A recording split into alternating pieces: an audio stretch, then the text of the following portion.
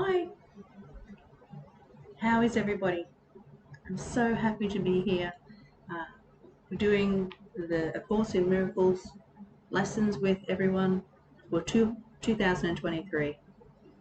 Okay, so guys, this is going to take maybe a little bit longer than most of the lesson videos, just as we get into it. What I plan on doing this year is, this book here is a combined volume, so that it contains 3 different texts. Actually, it contains a preface, it contains the text, which I'll be incorporating into our lessons. At the beginning, I like to read, it's about 1.5 pages of the text. It really puts you in a great space for the lesson. So if you want to skip that part, you can just skip along and just get to the lesson if that's what you want to do. Then there's the workbook for students, which is the lessons, the manual for teachers, clarification of terms and supplements are also in this volume, which I love. Okay, I've also got the Kindle version as well of A Course in Miracles. The way I'll be doing it is, today we're just starting with the introduction to A Course in Miracles, what it actually we're skipping a little bit there. I will go back and read the preface a little bit with everyone, which actually is the origins of A Course in Miracles. Tells us a bit about that. Then I'll do the lesson, and that's only, that's not very much. But I won't do that today. Today I'm just doing this introduction, an introduction to what the lessons of A Course in Miracles is sort of meant to do. That's about 1.5 pages. Then I will do the lesson, which is quite brief as they start. They're quite short. And then we'll finish off with a Year of Forgiveness, which is Jesus' commentary, and then this was actually channeled by Tina Louise Spalding, who's got hundreds and hundreds of free videos, and actually a website where you can pay a membership monthly. I think it's $33 a month. It might have a special at the moment. Sometimes they have a special on, and you can be part of that group. And there's many groups for A Course in Miracles on the internet, so you can always just slot in with who you feel most comfortable with. Okay, so, and this one's got beautiful illustrations in it too by Renee Phillips. I know I love to show the illustrations because I love art and all that sort of stuff. I can't wait to get into art, but I know that when I get into it, I won't want to get out of it.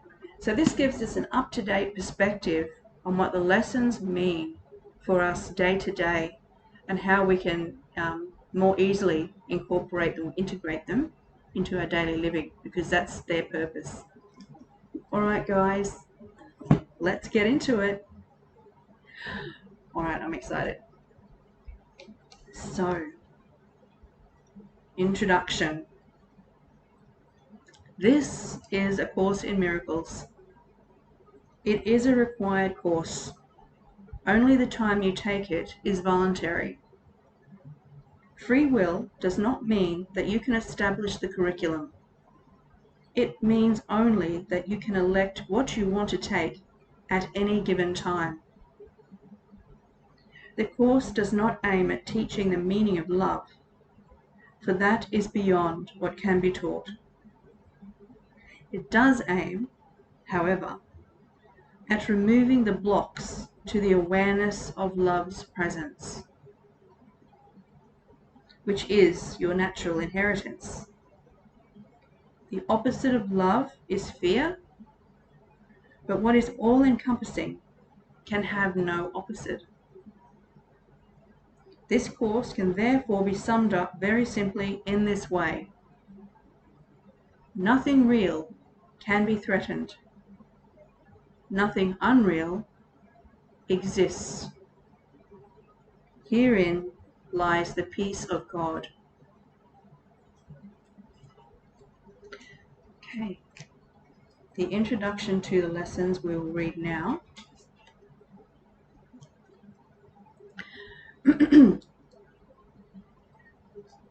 Introduction to A Course in Miracles. A theoretical foundation, such as the text provides, The theoretical foundation, such as the text provides, is necessary as a framework to make the exercises in this workbook meaningful. Yet it is doing the exercises that will make the goal of the course possible. An untrained mind can accomplish nothing. It is the purpose of this workbook to train your mind to think along the lines the text sets forth. The exercises are very simple. They do not require a great deal of time, and it does not matter where you do them. You need no preparation. The training period is 1 year. The exercises are numbered 1 to 365. Do not undertake to do more than one set of exercises a day. The workbook is divided into 2 main sections. The first dealing with the undoing of the way you see now, and the second with the acquisition of true perception. With the exception of the review periods, each day's exercises are planned around one central idea, which is stated first. This is followed by a description of the specific procedures by which the idea for the day is to be applied. The purpose of the workbook is to train your mind in a systematic way to a different perception of everyone and everything in the world. The exercises are planned to help you generalize the lessons so that you will understand that each of them is equally applicable to everyone and everything you see. Transfer of training in true perception does not proceed as does transfer of training of the world. Transfer of the training of the world. If true perception has been achieved in connection with any person, situation, or event, total transfer to everyone and everything is certain. On the other hand, one exception held apart from true perception makes its accomplishments anywhere impossible. The only general rules to be observed throughout, then, are: first, that the exercises be practiced with great specificity, as will be indicated. This will help you to generalize the ideas involved in every situation in which you find yourself, and to everyone and everything in it. Second, be sure that you do not decide for yourself that there are some people, situations, or things to which the ideas are inapplicable. This will interfere with transfer of training. The very nature of true perception is that it has no limits. It is the opposite of the way you see now.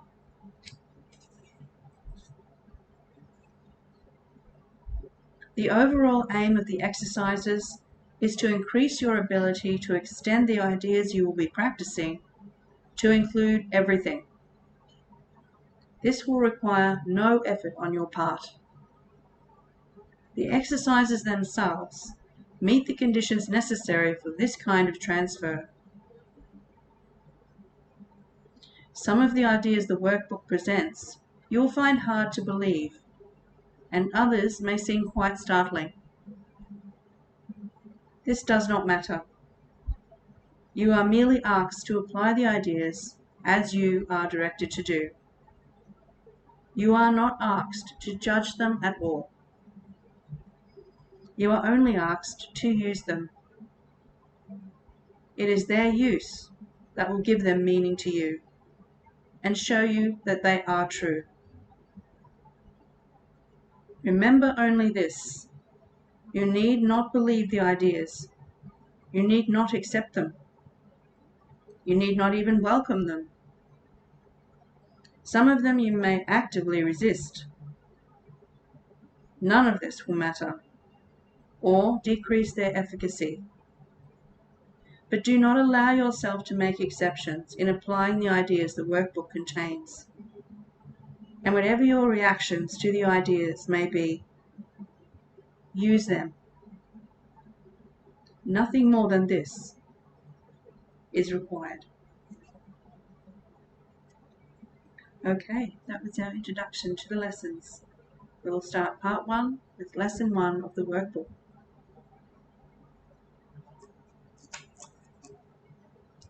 Lesson 1.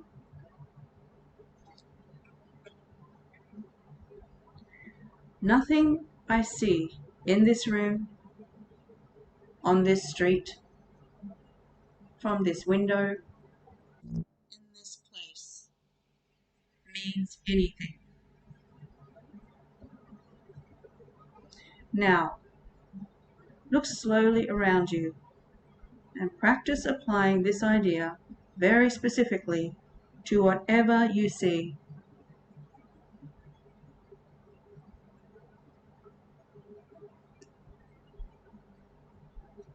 For example, this table does not mean anything. This chair does not mean anything. This hand does not mean anything. This foot does not mean anything. This pen does not mean anything.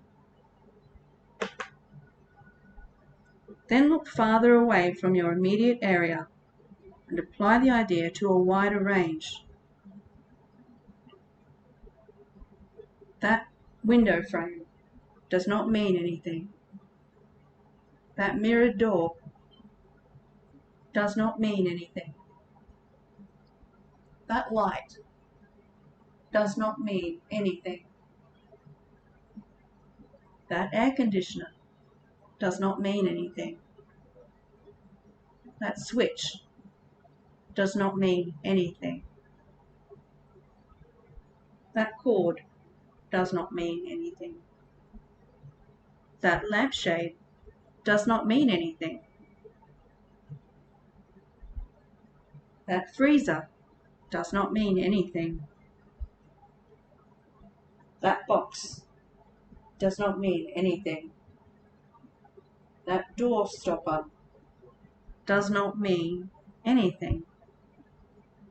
This tile does not mean anything.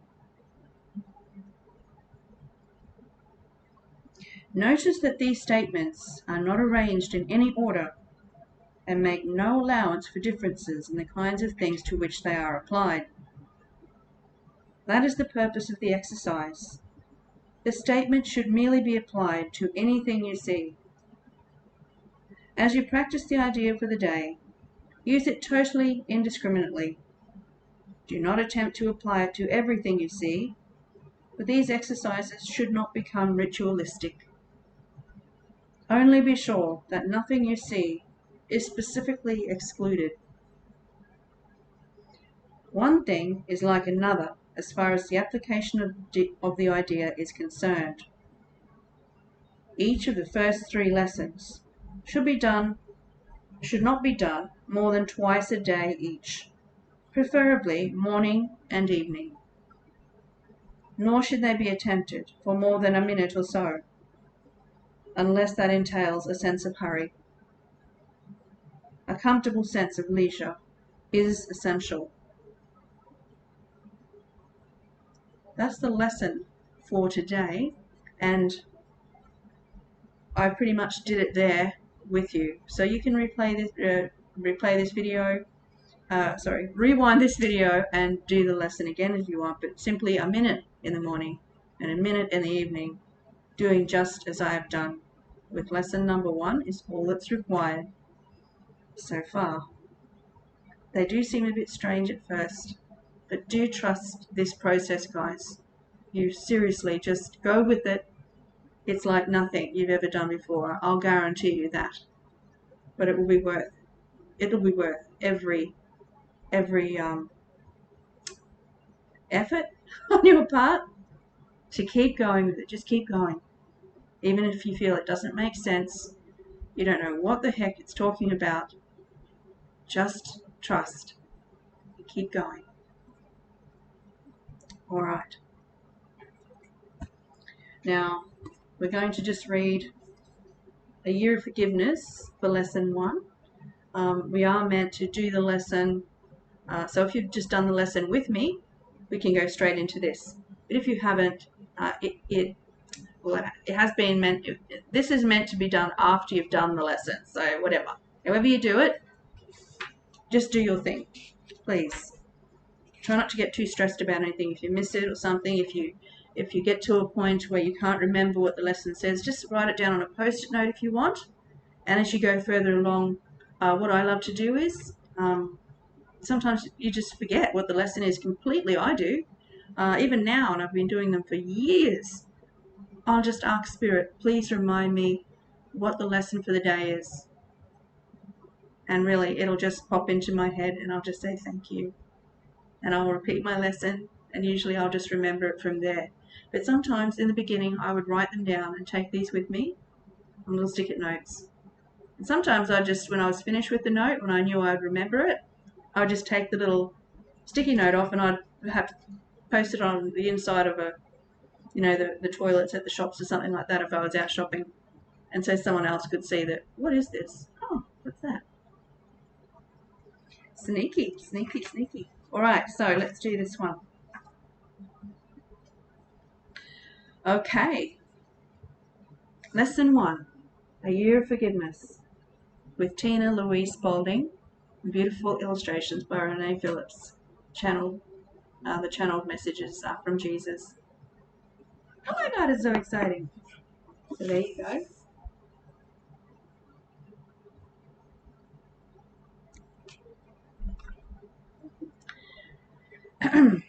Nothing I see in this room, on this street, from this window, in this place, means anything. You are blessed beings, indeed. I am that one you know as Jesus. This is the first day of the rest of your life. I am happy that you are here with me now. I will be with you whenever you do these lessons. I want you to understand that you are calling in the greatest teachers of all time.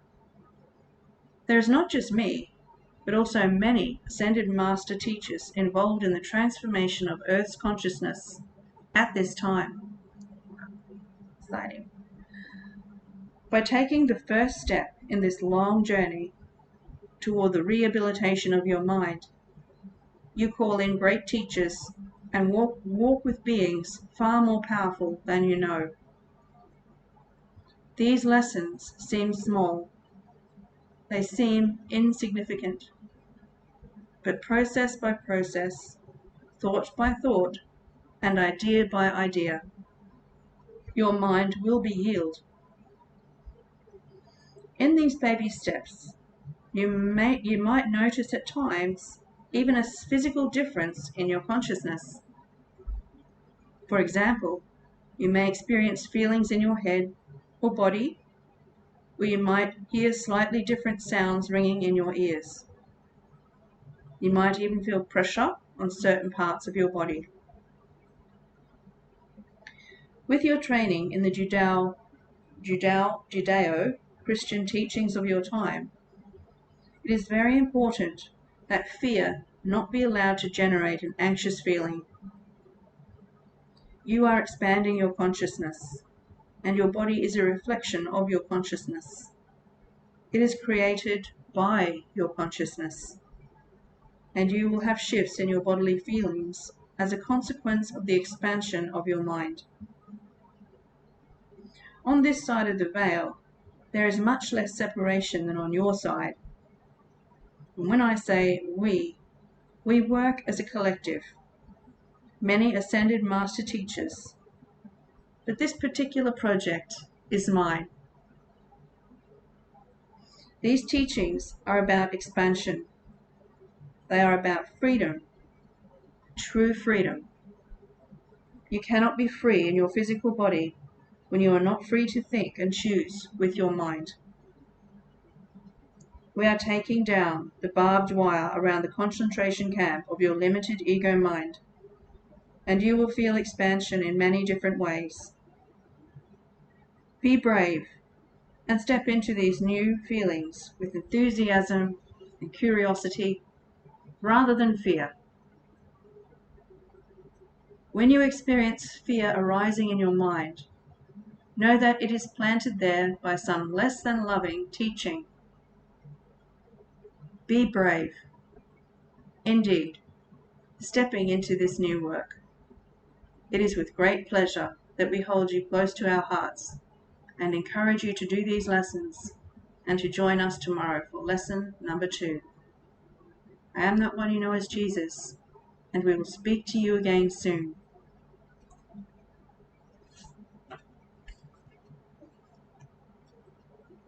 Thank you so much, blessed beings. Namaste. We'll see you tomorrow.